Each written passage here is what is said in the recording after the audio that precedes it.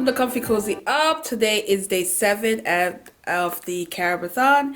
So, what am I reading? I am reading the short story collection, Stories from Ya. This is a Jamaican author, and I am enjoying it. Only on the first story, like a little bit, like 5 pages left in the first story. First story is kind of long, so, but I'm enjoying it.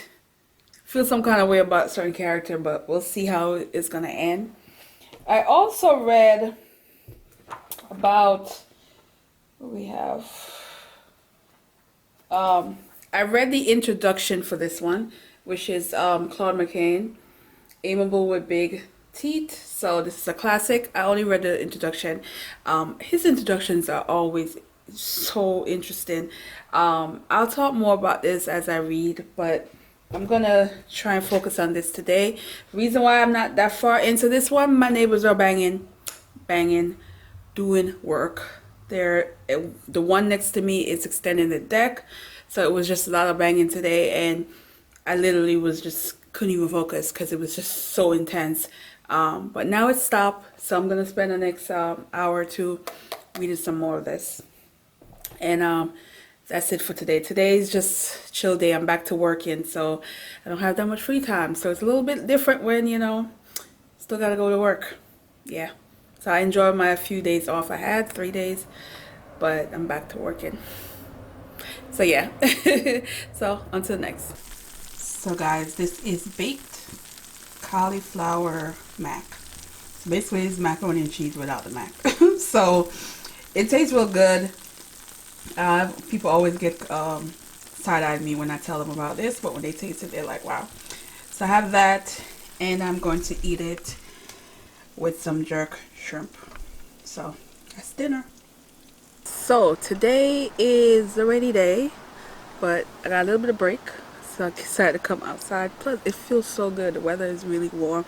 It's warm, but it's cool at the same time, so which is a plus. So I am going to sit out here for at least a little bit until it starts raining again, and I'll go back in. So, where am I? I'm almost done with this, guys. I got 3 or 4 stories left. This is... Sorry. I'm shaking the table. Now, this is called Story from Yard. Now, it's definitely authentic. She definitely had some stories that had me mad at the characters. Then she had stories where I smiled because it was just so cute and gave a message that was important. Then she also had stories where it was a bit heartbreaking and shows that judgmental side of my culture, which was pretty sad. Yeah. So overall, so far, enjoy it. Now it's split up in 2 parts. So the part 1, it says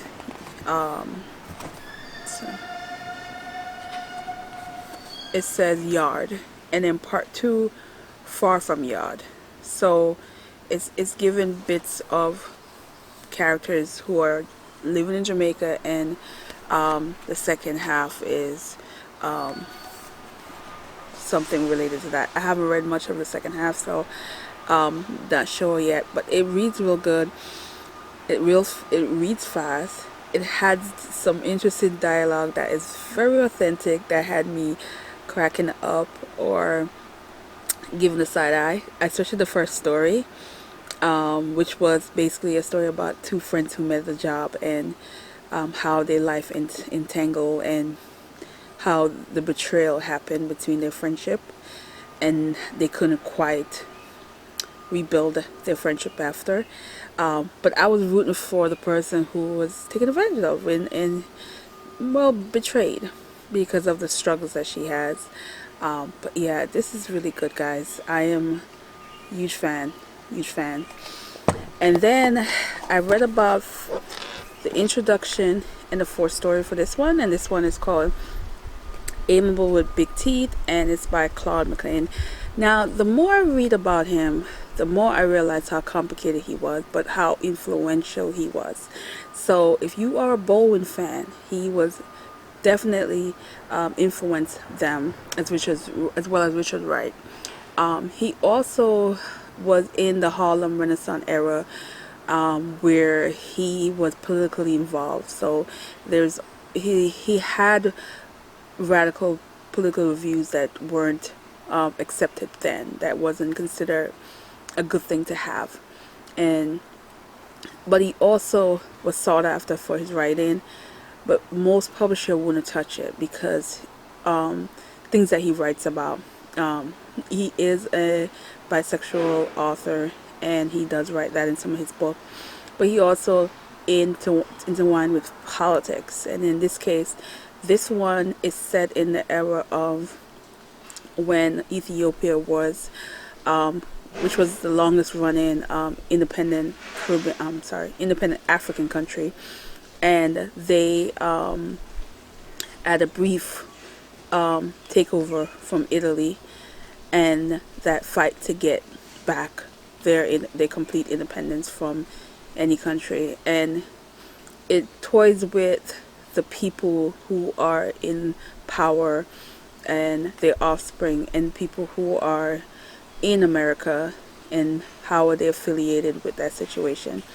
So I'm not that deep in, but what I like is he gave a glossary, because Lord knows there were some names that I wouldn't been able to catch up with. So I find that when I'm doing this, I am writing notes while I'm reading this, because there's a lot going on. The chapters are short, but in the beginning, I like that he listed all the names of the characters, so that when I forget, because there's a particular scene that I'm at where they're at this social gathering, and there's a character pop up, and I'm like, I know I heard that name, and I had to like look at the glossary just to remember the names. There's quite a few characters in this, so I am going to finish this one first, then head over to this, because I'm just fascinated by him.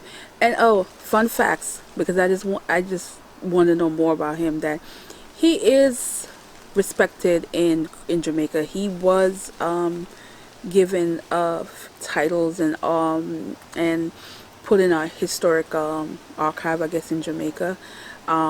But sadly, I never knew of him. Most people know him for his poetry, but his books, most of them were never published. He tried to get them published, and they were never. And it's sickening that it's after he died that all these people pull up his work and thinking now they're worthy of being published. And most of his work was written in the 30s and the 40s, and he died without seeing most of his work published. He died poor. It's believed that he was forced into leaving Harlem and going to Chicago, but there's still so many things that people don't really know, because it's all the stories that they have for him, because he was different. So, but I'm very disappointed that majority of his work was never published while he was alive. But this was considered his last book, that they think was his last book, and this one was published, let's see what the year is.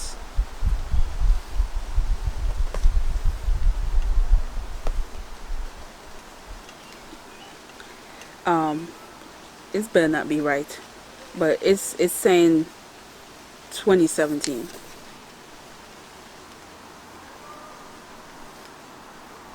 Yeah, believe that.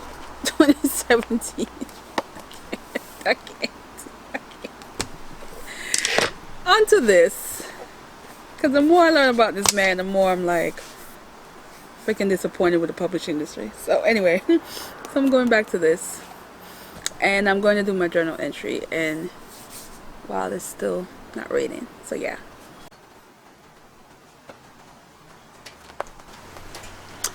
Yeah, it's raining. So today I'm having cauliflower rice mixed with some vegetable and chicken and some avocado.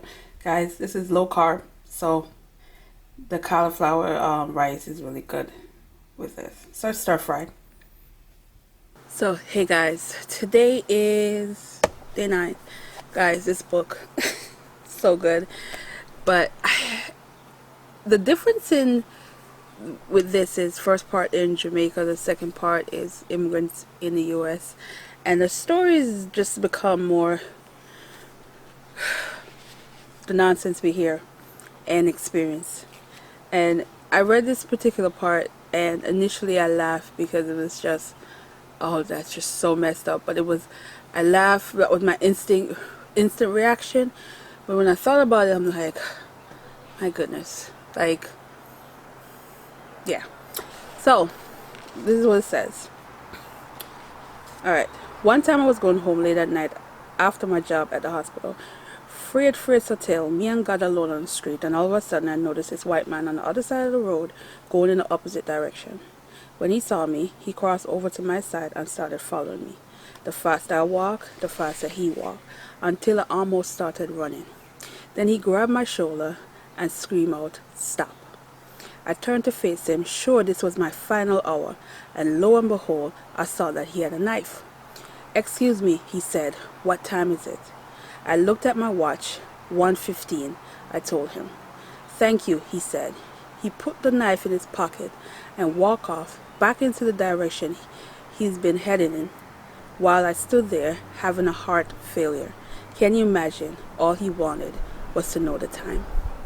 So this is another example how you can traumatize someone and how the fear comes in it.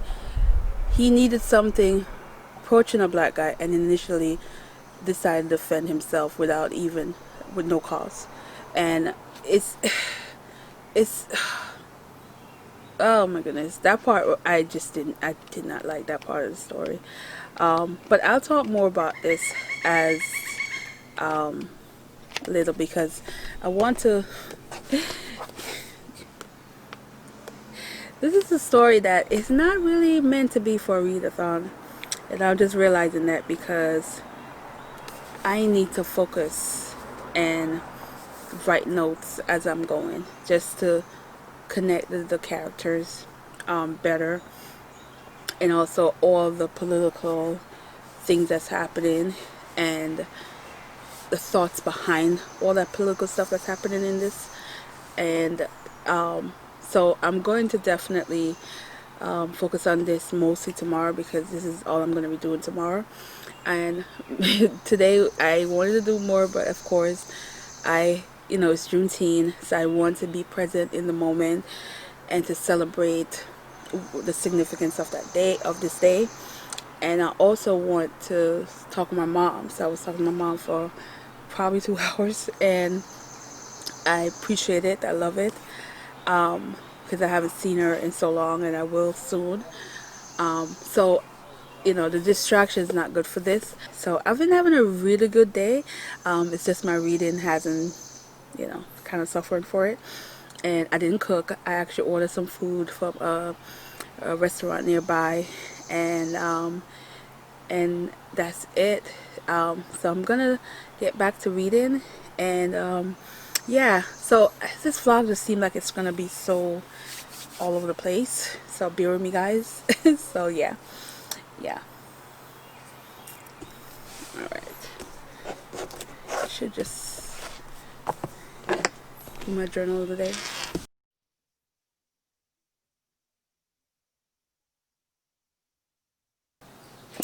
Hey guys, so we are at the end, and I'm going to talk about the last 2 books that I completed. So the first one, Stories from Yard by Alicia Mackenzie.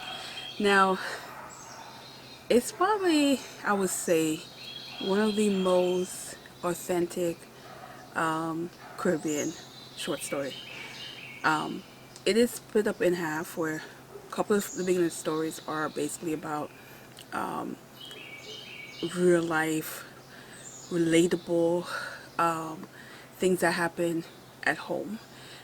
There wasn't a lot of stories that are built up with tragedy, which I liked. There were very much stories that you've heard or you've seen things happen.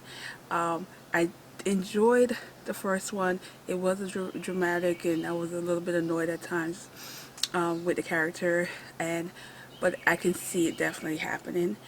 I love the funeral story. I think it's called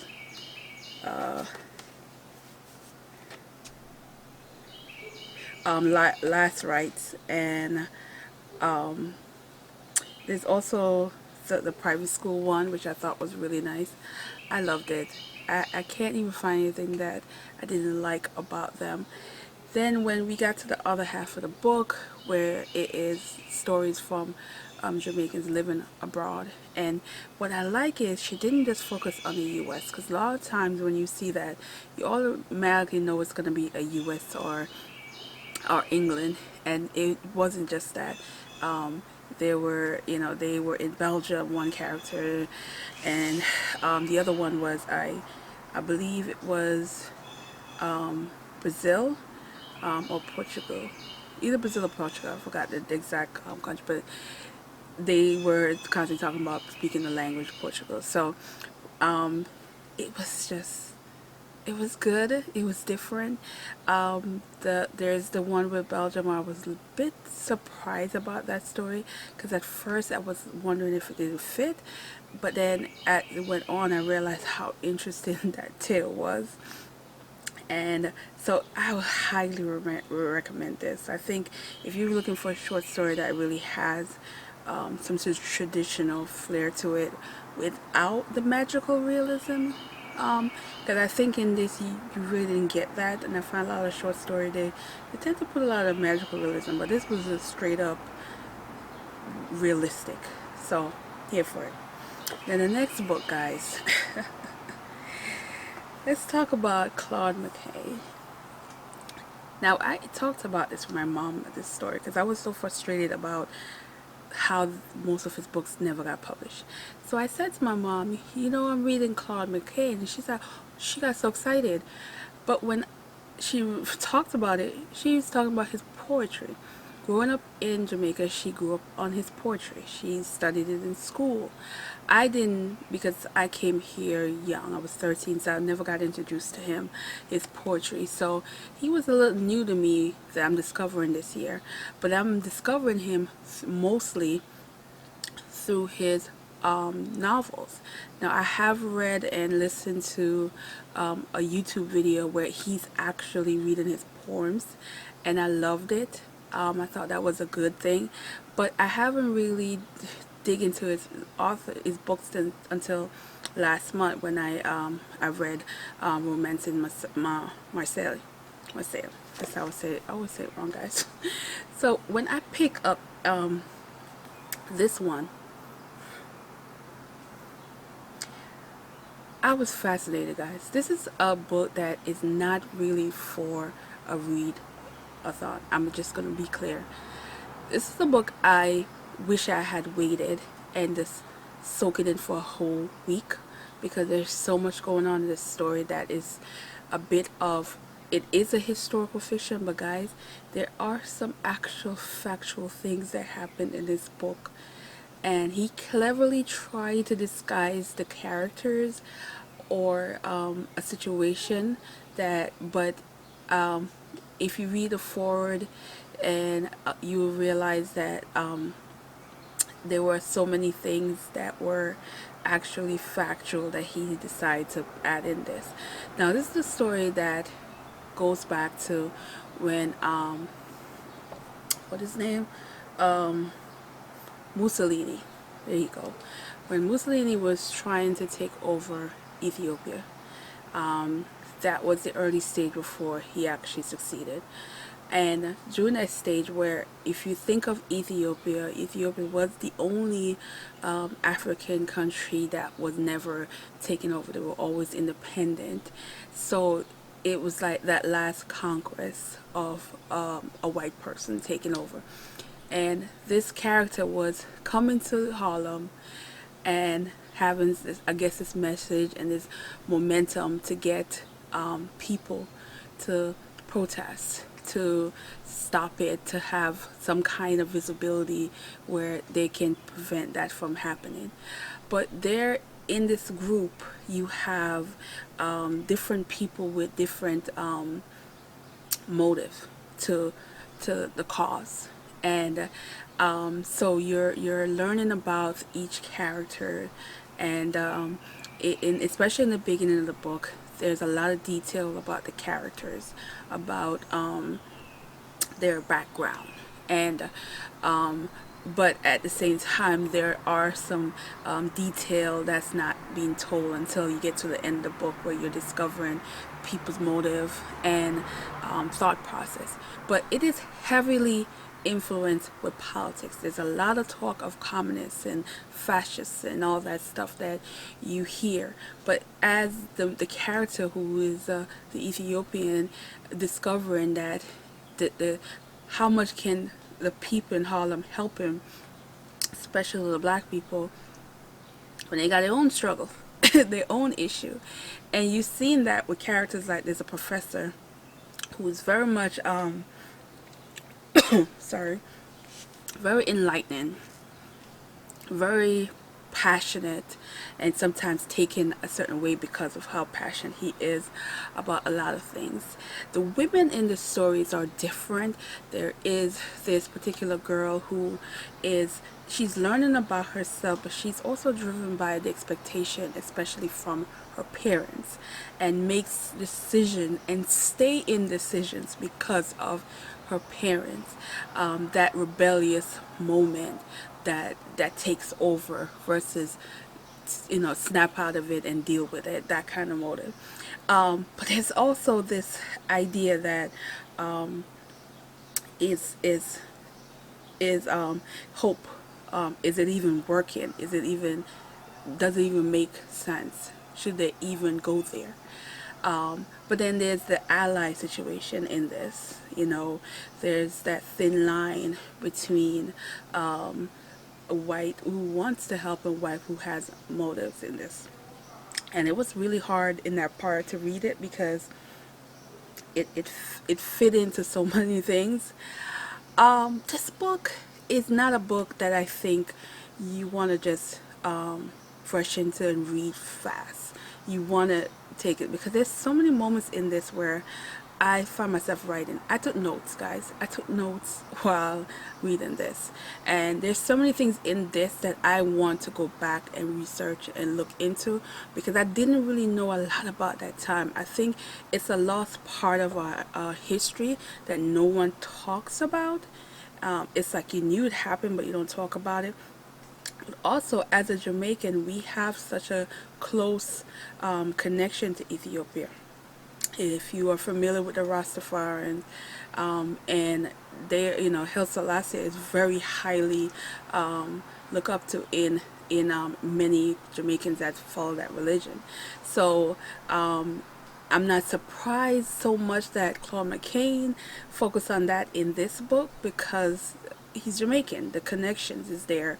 There's so many things that was brought up, and it makes me even go back to thinking about like Marcus Garvey and the things that he talked about that fits into that period. And I'm very intrigued that he was able to create a story like this, because even though the beginning was heavily political, when he got to about halfway, getting the next half of the book, it was just so good. It was like I had moments where I'm like yes, and laughing, or like rooting for the characters and rooting for the reveals and how things were happening. Then I mean I side high a few times because of this particular female character, but like the things that you find people motives and why they were doing what they were doing.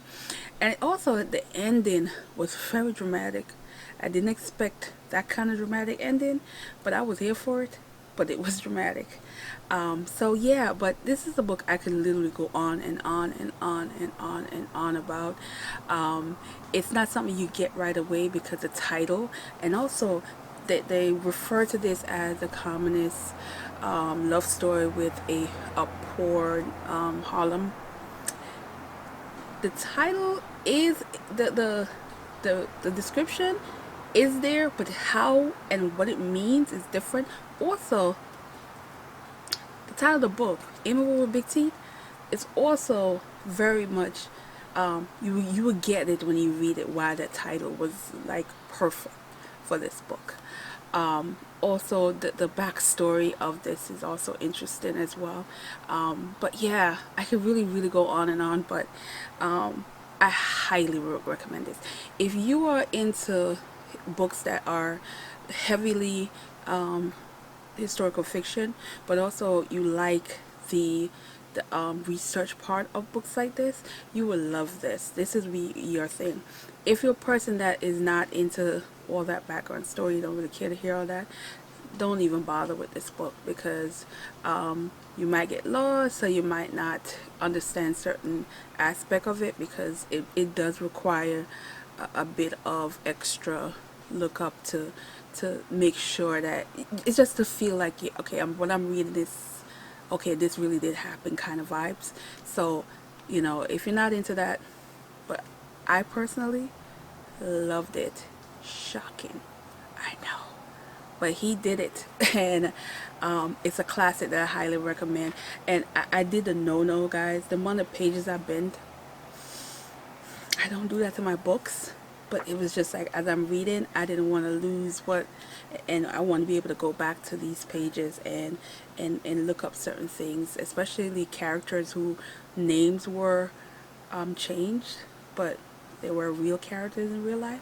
I definitely want to look up those and learn more about them, and what really happened to them after, because this ends where Ethiopia was taken over.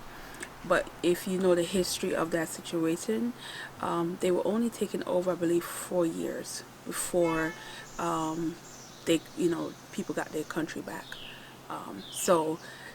It would be interesting to know what happened during that period of time to like certain characters that were changed, but briefly talked about in here. So yeah, I'm going to end it here, guys. Now, I am going to do the giveaway. I was going to do it in this video, but I didn't get to tally and use random, because that's what I'm going to use.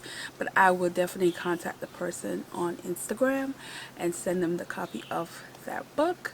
And yes, guys, thanks for watching. And yeah, sorry, this is probably going to be a little long, but this is kind of books you need to review. So anyway, thanks for watching, guys, and have a good day. Bye.